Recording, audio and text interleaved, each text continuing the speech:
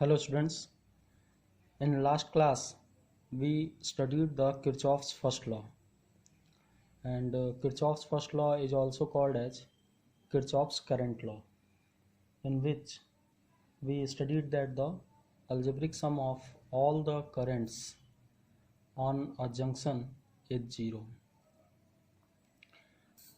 कल हमने Kirchhoff's first law पढ़ा था। किरचॉफ्स फर्स्ट लॉ को किरचॉफ्स करंट लॉ भी बोलते हैं, और जिसमें हम लोगों ने पढ़ा कि किसी भी जंक्शन पे जो टोटल करंट होता है, सारे करंट का जो अलजेब्रिक सम है वो जीरो होता है। आज हम लोग किरचॉफ्स सेकंड लॉ पढ़ेंगे। It is also called as Kirchhoff's voltage law और लूप रूल, इसको लूप रूल भी कहते हैं।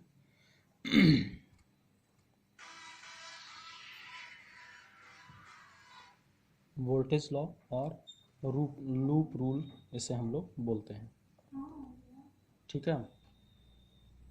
इसको पहले मैं एक एग्जांपल से समझाता हूँ तुम लोगों को, उसके बाद इसका स्टेटमेंट बताऊंगा, क्योंकि statement is little bit confusing, and if I will explain firstly with an example then you can understand it much better. जैसे अगर कोई एक नेटवर्क है,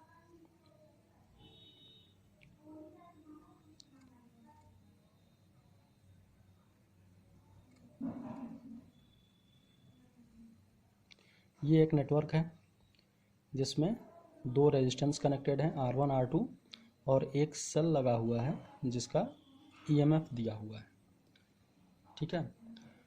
अब इसमें कुछ करंट फ्लो करेगा, आई करंट मान लेते हैं कि आई करंट फ्लो करेगा। तो according to Kirchhoff second law या according to Kirchhoff's voltage law, the EMF is equal to the algebraic sum of the voltage of all the resistances, ठीक है, potential difference of all the resistances. तो एक resistance ये है, तो इसका potential difference कितना हो जाएगा, ये होगा IR1, ठीक है। और दूसरा रेजिस्टेंस है R2, तो इसका पोटेंशियल डिफरेंस कितना होगा, इसका पोटेंशियल डिफरेंस हो जाएगा IR2, ठीक है। तो ये एक्चुअली में हो क्या रहा है, करंट और रेजिस्टेंस इन दोनों का प्रोडक्ट है, ठीक है। और ये भी हम बोल सकते हैं कि ये पोटेंशियल डिफरेंस है सारे रेजिस्टेंस का।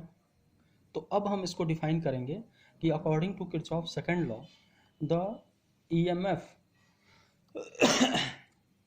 in any network or closed loop is equal to the sum of product of the current and the resistances, ठीक है। मतलब इसका ये है कि जो EMF होगा उस क्लोज्ड लूप में या उस नेटवर्क में, वो किसके इक्वल होगा, जितने भी करंट और रेजिस्टेंस हों उनके प्रोडक्ट के सम के। तो यहाँ पर एक रेजिस्टेंस ये है, दूसरा रेजिस्टेंस ये है, तो करंट और रेजिस्टेंस के का प्रोडक्ट और इसके भी करंट और रेजिस्टेंस का प्रोडक्ट और दोनों का सम, ठीक है। तो इस तरह से इसको डिफाइन किया जाता है कि in any closed loop, according to Kirchhoff second law, in any closed loop the EMF is equal to the sum of the products of current and resistances, ठीक है। इस तरह से डिफाइन करते हैं। एक दूसरा तरीका ये है,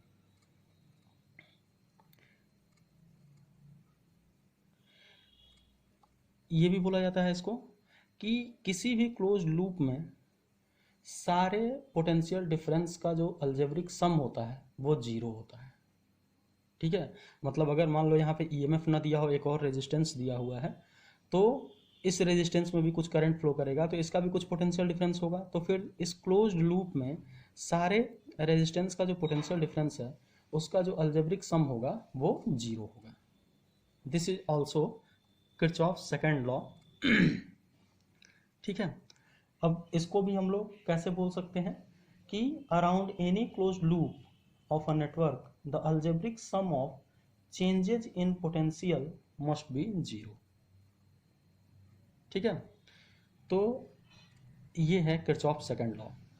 अब इसमें भी कुछ साइन कन्वेंशन की ज़रूरत पड़ती होगी कि किसको हम पॉजिटिव लेंगे, किसको निगेटिव लेंगे, ये भी ज़रूरत पड़ेगा इसमें, क्योंकि अलजेब्रिक सम हमें करना है।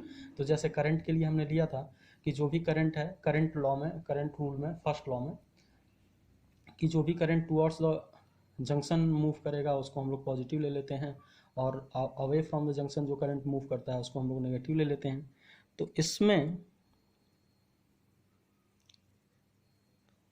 साइन कन्वेंशन हम क्या लेते हैं? तो साइन कन्वेंशन में फर्स्ट है कि हम अपने अकॉर्डिंग जो हमारा मन करे एक डायरेक्शन ले लेंगे करंट के फ्लो का, या फिर करंट के फ्लो का नहीं, हम सबका, ईएमएफ का, करंट का, हर चीज़ का, पोटेंशियल डिफरेंस का, सबका अपने अकॉर्डिंग एक डायरेक्शन ले लेते हैं। एक उसे हम बोलते हैं द ट्रांसवर्सल डायरेक्शन। ठीक है, जिसे हम लेते हैं उसे हम लोग बोलते हैं डायरेक्शन ऑफ ट्रांसवर्सल या ट्रांसवर्सल डायरेक्शन। जैसे कि मान लो कोई एक हम सर्किट ड्रॉ करते हैं,